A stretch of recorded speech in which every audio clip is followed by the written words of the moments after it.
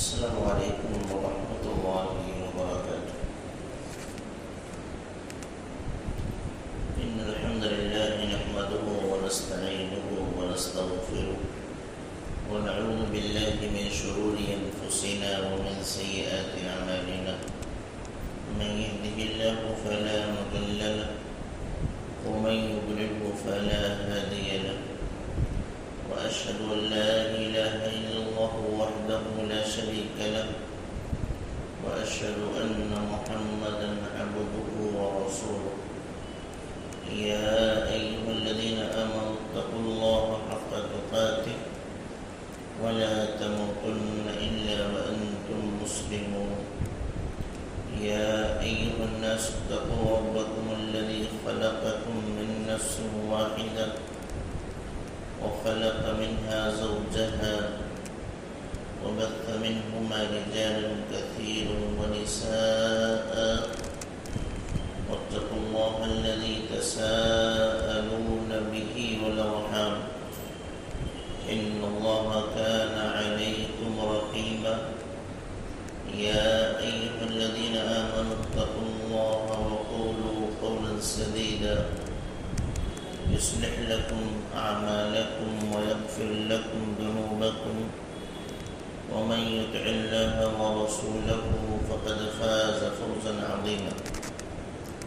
أما بعد فأعوذ بالله من الشيطان الرجيم. بسم الله الرحمن الرحيم.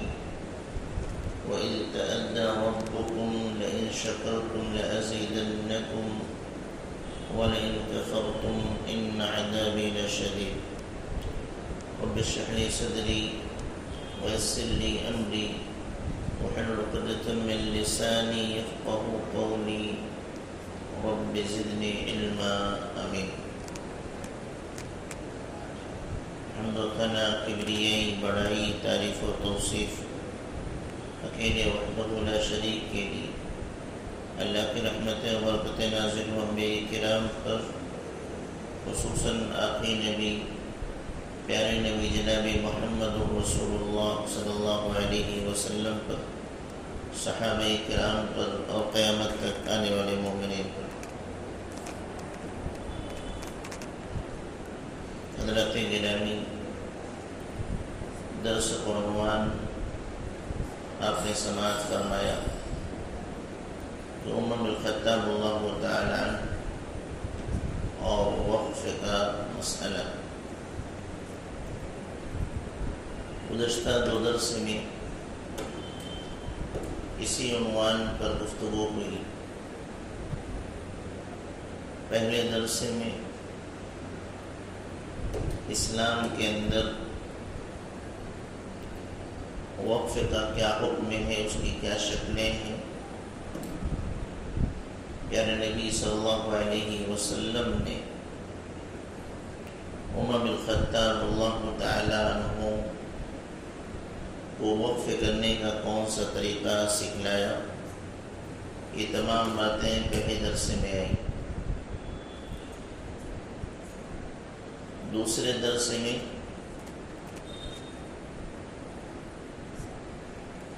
کہ جو نیا قانون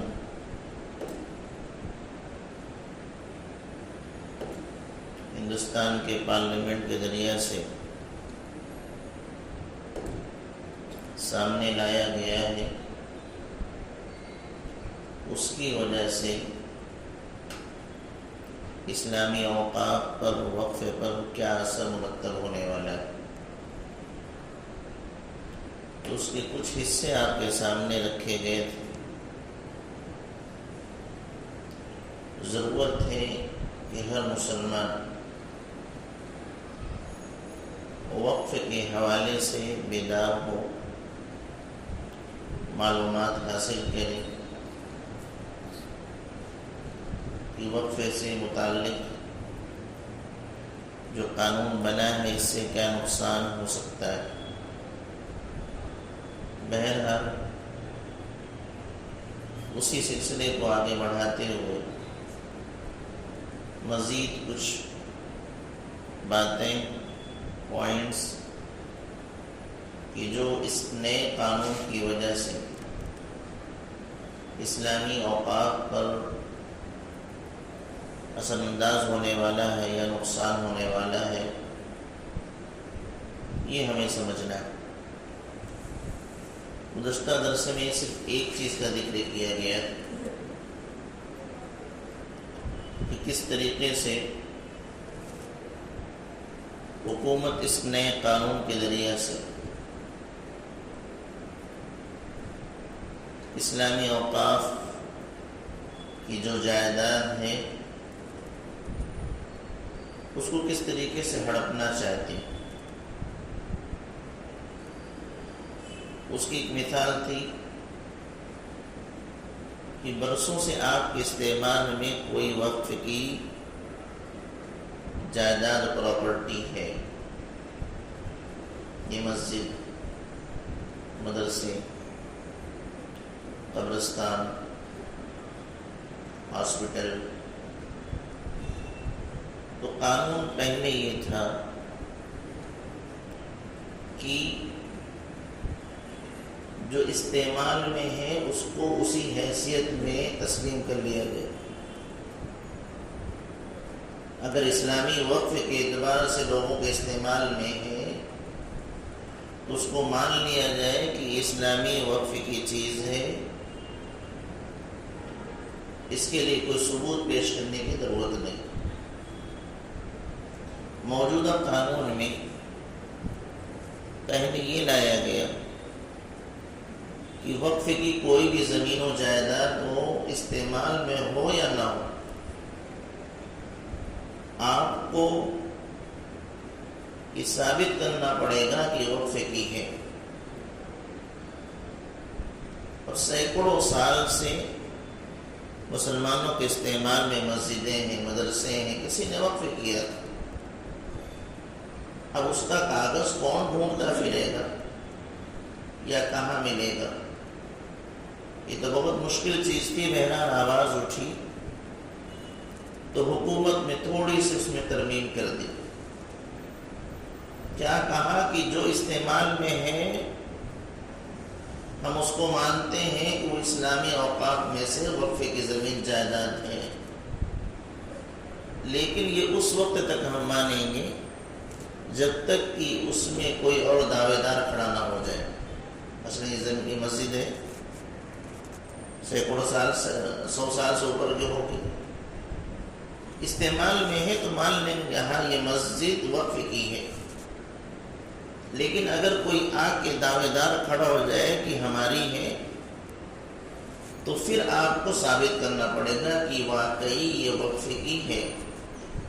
اگر ثابت کر لیں گے تو ٹھیک ہے، ورنہ آپ اس سے دستبردار ہو جائیے، یہ حکومت کے انڈر میں چلی جائے گی۔ اس پر کافی مثال دے کر کے گزشتہ درس میں میں نے سمجھایا۔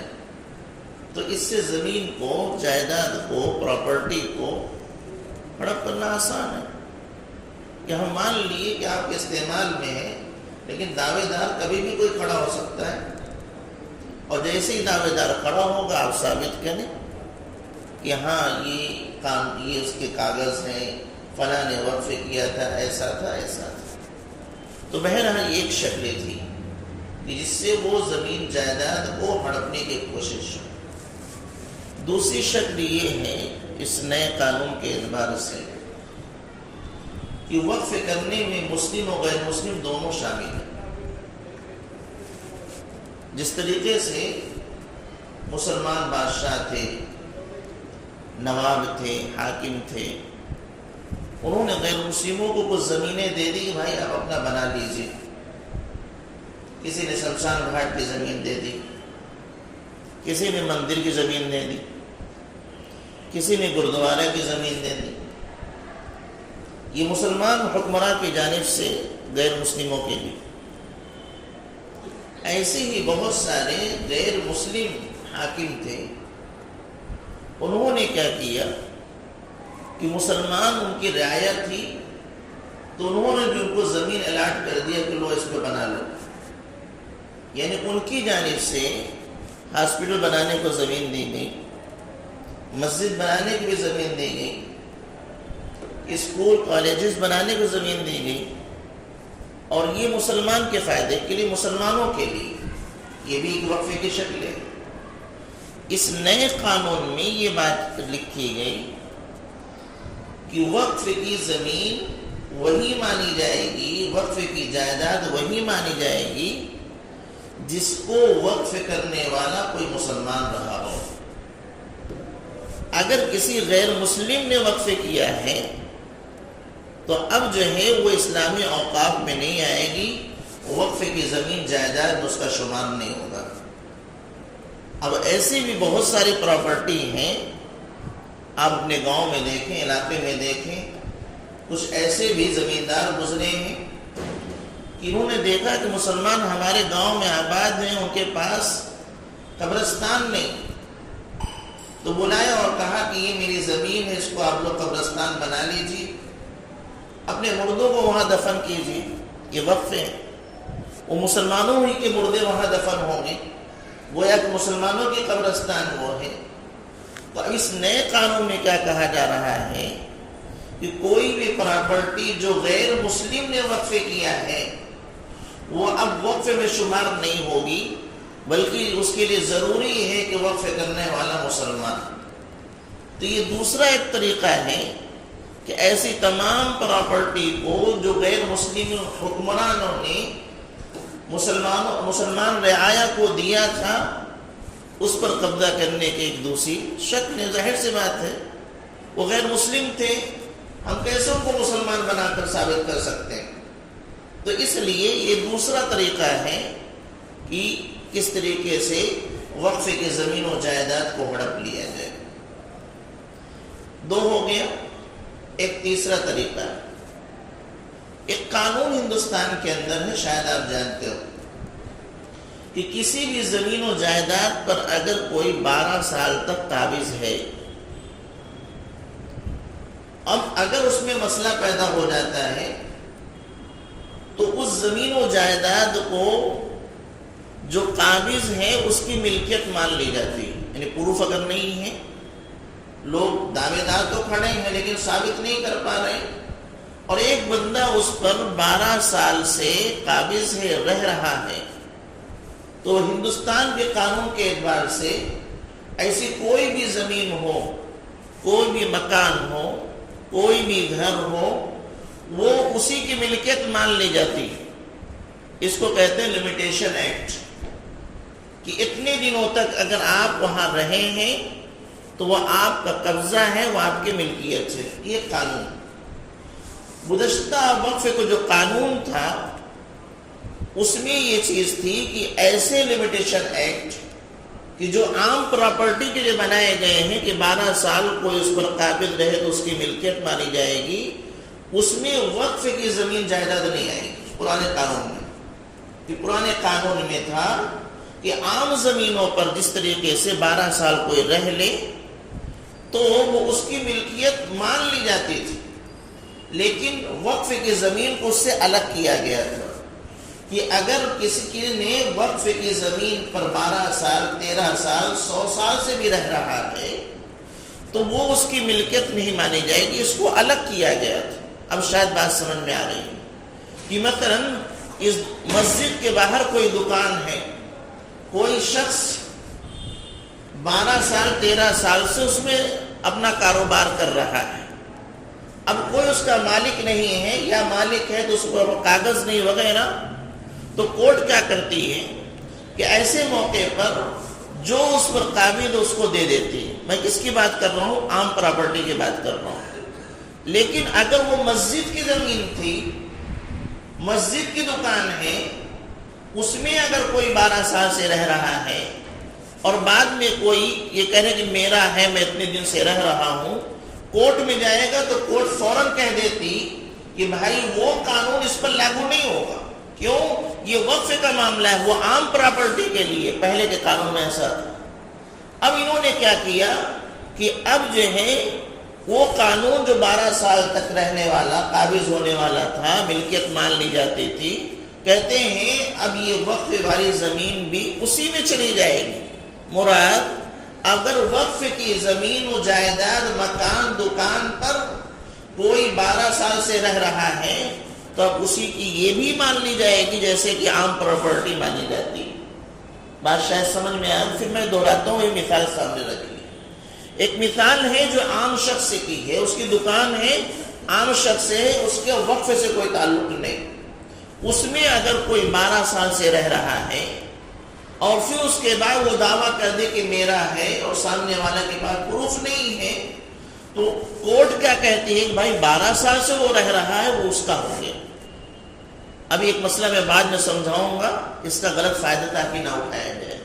تو عام پراپرٹی ہے، عام شخص کی ہے، وقف کی نہیں ہے، تو ایسی صورت میں 12 سال تک کوئی اس میں ہے تو کورٹ میں جانے کے بعد اگر پروف یہ پیش نہیں کر پا رہا ہے تو ملکیت اس کی مان لی جاتی ہے.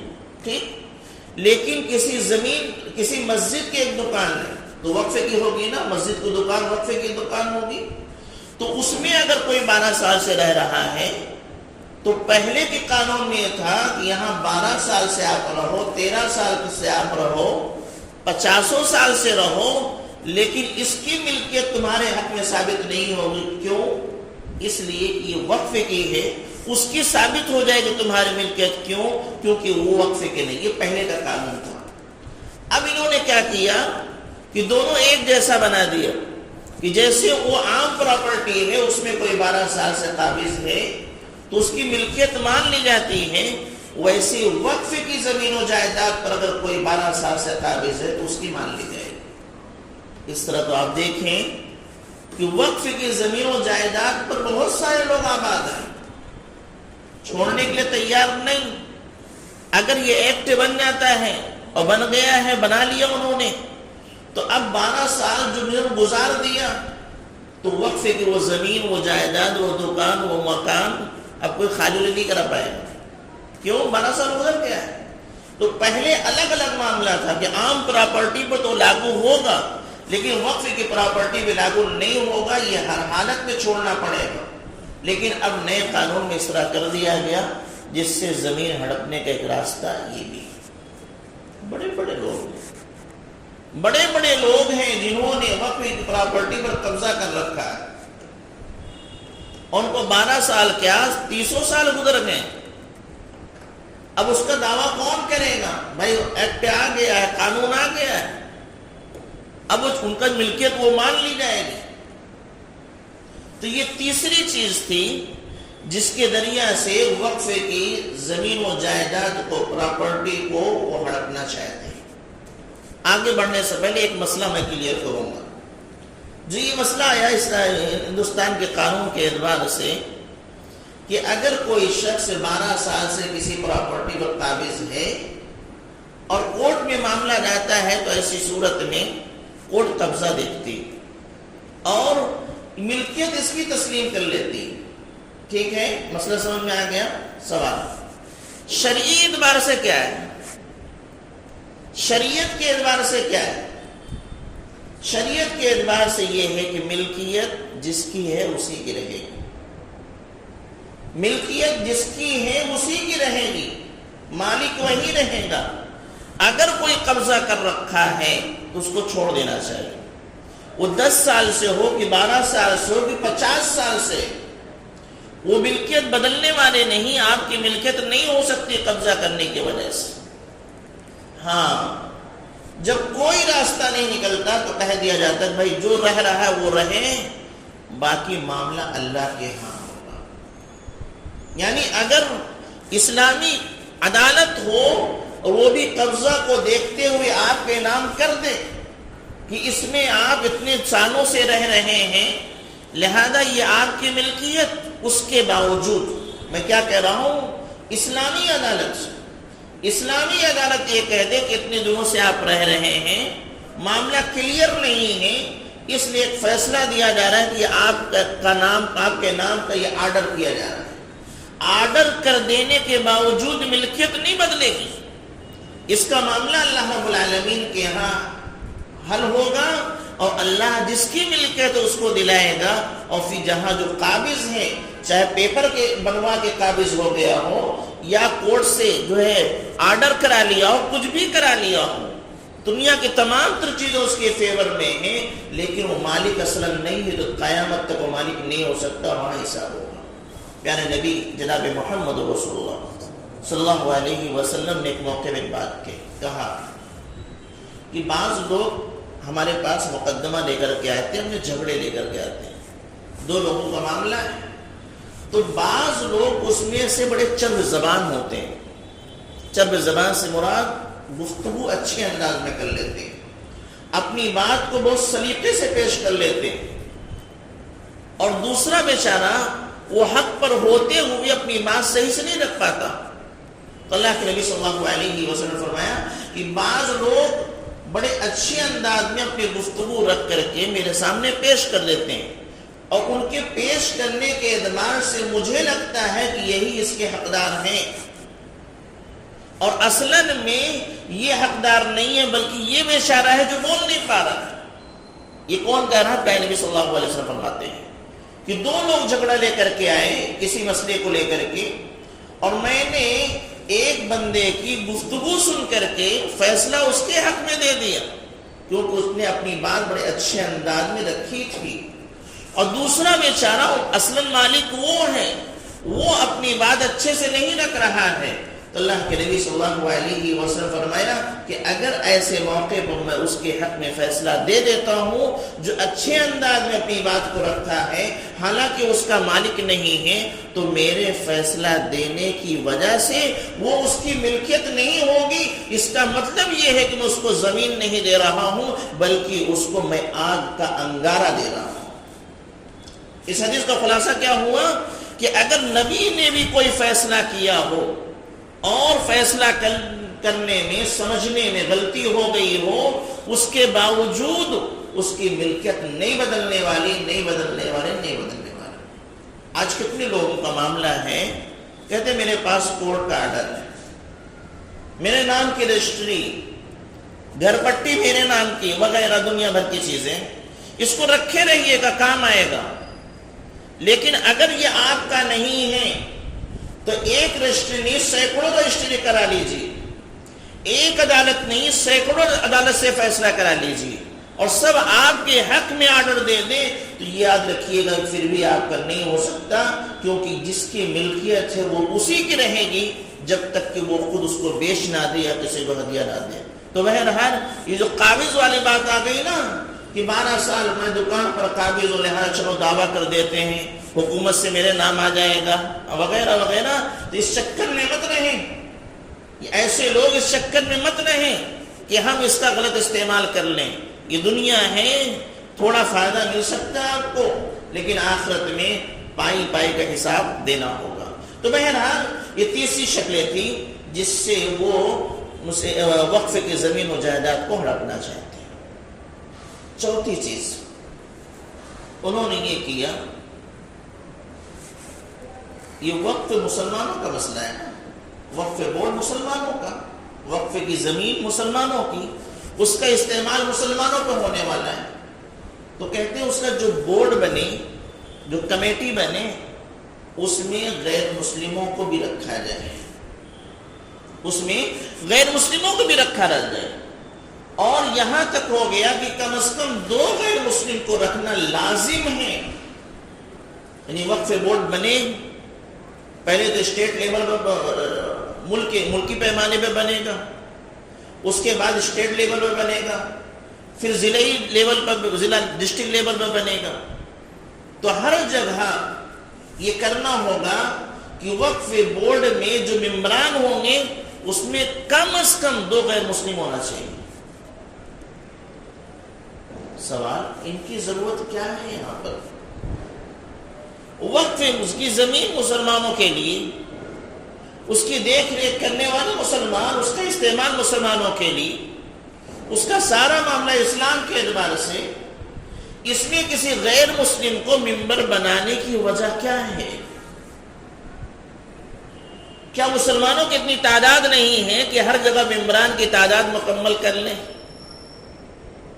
تعداد کم ہے اس لیے بھائی 2 ہمارا بھی رکھ لو. نہیں، تعداد بھی زیادہ ہے، پڑھے لکھے لوگ بھی ہیں، یہ کام چلا سکتے ہوں، لیکن وہ 2 لازمی طور پر، اور اس سے آگے بھی رکھنا چاہیں تو 7 تک کی بات ہے، لیکن لازمی طور پر 2 ہونا چاہیے. ایک اور مسئلہ، کہ جو چیف ہوگا اس کا انتخاب بورڈ کے ممبران نہیں کریں گے، حکومت کرے گی۔ ایک کمیٹی بنی، اس میں اتنے ممبران ہیں، 2 غیر مسلم لازمی طور پر ہیں۔ اس کا جو چیف ایگزیکٹو بنے گا وہ یہ ممبران طے نہیں کریں گے یا مسلمان نہیں طے کریں گے، حکومت طے کرے گی۔ پہلے ہوتا تھا کہ یہی ممبران آپس میں گفتگو کر کے کسی ایک کا نام پیش کرتے تھے، حکومت اس کو کہہ دیتے کہ ہاں یہ اب سرکاری طور پر اس کے چیف بنا دیے گئے۔ لیکن اب ایسا نہیں، ممبران کا کوئی اختیار نہیں ہوگا، وہ وہیں سے معاملہ آئے گا، حکومت طے کرے گی کہ ان میں سے کون بنے گا۔ اب ظاہر سے بات ہے ممبران میں 2 غیر مسلم بھی ہیں، وہ بھی ہو سکتے ہیں نا، انہی نے سے منتخب کرنا ہے، کوئی لازمی نہیں ہے کہ کون ہوگا، حکومت جس کو بنا دے۔ یا بہت سارے ایسے مسلمان ہیں جو حکومت کے اشارے میں ناچنے والے ہیں، ان کو لا کے بٹھا دیا جائے، پھر کیا ہوگا؟ پھر ان کے ذریعہ سے جو ان کے اپنے معاملات ہیں وہ حل کراتے چلے جائیں۔ یہ چند چیزیں ہائی لائٹ کر کے اہل علم نے نقل کیا ہے کہ کس طریقے سے وقف کی زمین و جائیداد پر کی نگاہ ہے اور اس کو ہڑپنے کی کوشش۔ اچھا، یہ معاملہ جتنی چیزیں میں نے بتائیں، جیسے مسلمانوں کا وقف بورڈ ہے ویسے غیر مسلموں کا بھی۔ بھئی ہندوؤں کی مندر وغیرہ ہیں، اس کے بھی بہت سارے دان ہوا کرتے ہیں، بہت پراپرٹی، یعنی مسلمانوں کے تو 900 ایکڑ بتائے جاتے ہیں، 9 لاکھ ایکڑ بتائے جاتے ہیں غالباً، ان کے تو اس سے کہیں زیادہ ایکڑ ہے، تو ہندوؤں کا وقف بورڈ ہے، اسی طریقے سکھوں کا ہے، جینوں کا ہے، سب کا ہے، لیکن اس میں یہ نہیں ہے کہ ایک مسلمان اس میں رکھ لو۔ اس میں باقاعدہ یہ ہے کہ جو جس کمیونٹی کا ہے اسی کے ممبران اس میں ہوں گے، دوسرا کوئی نہیں ہوگا۔ یا اوپر جو بتایا گیا کہ ایسا کرنے کی کوشش جا رہی ہے کہ اگر یوز میں ہے تو مانا جائے گا ورنہ نہیں، وغیرہ وغیرہ، یہ چیز وہاں نہیں ہے۔ یا یہ کہ 12 سال تک کوئی قابض ہے تو جیسے اس کے لیے کہہ دیا گا کہ عام ہے، چاہے وقفے کے ہو چاہے عام پراپرٹی ہو، اس کی ملکیت مان لی جائے گی، ان کے لیے نہیں ہے، اس میں ابھی بھی اس کو الگ رکھا گیا ہے۔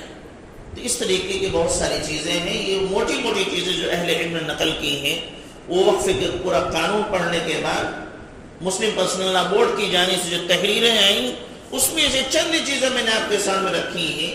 اس لیے میں کہتا ہوں کہ ہمیں اور آپ کو اس کے متعلق ذرا سا بیدار ہونے کی ضرورت ہے اور جاننے کی ضرورت ہے مسئلہ کیا ہے، یہ بے چینی ہم کو کیوں ہے، ہم کو اس کے لیے کیوں کھڑے ہونے کی ضرورت ہے۔ یہ تمام چیزیں اسی وقت ہو سکتی ہیں جب ہم اصل مسئلہ کو سمجھ سکیں۔